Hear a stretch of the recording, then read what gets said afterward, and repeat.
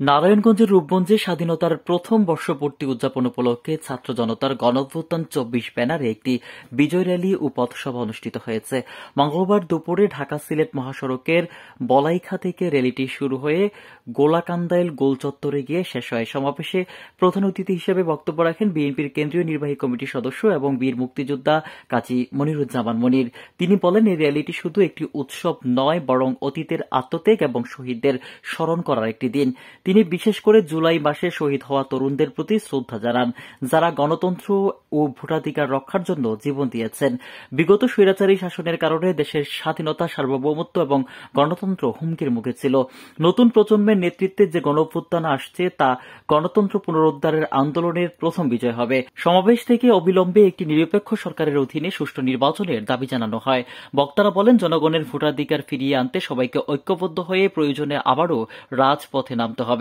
এই সময় বক্তারা রূপগঞ্জ সহ সারা দেশে শহীদ হওয়া সকলের আত্মার মাগফিরাত কামনা করেন। র্যালিতে উপস্থিত ছিলেন নারায়ণগঞ্জ জেলা যুবদলের সাবেক সহসভাপতি অ্যাডভোকেট আমিরুল ইসলাম ইমন, জেলা বিএনপির সাবেক আহ্বায়ক মোহাম্মদ নাসির উদ্দিন, জেলা স্বেচ্ছাসেবক দল নারায়ণগঞ্জের আহ্বায়ক মাহবুবুর রহমান মাহবুব, জেলা যুবদলের সাবেক সভাপতি মুশারফ হোসেন, যুবদল নেতা আবু মোহাম্মদ মাসুম, উপজেলা জিয়া মঞ্চের সভাপতি জজ মিয়া এবং বিএনপি অঙ্গ ও সহযোগী সংগঠনের নেতাকর্মীরা এই সময় উপস্থিত ছিলেন। বকল যিনি ৭১-এর মুক্তিযুদ্ধে ভোলাবতে জীবন দিয়েছে, তাকেও আজকে এই দিনে স্মরণ করতে চাই।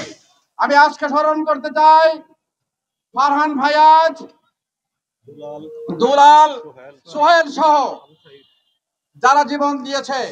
এই কয়জন আমাদের রূপগঞ্জের মানুষ।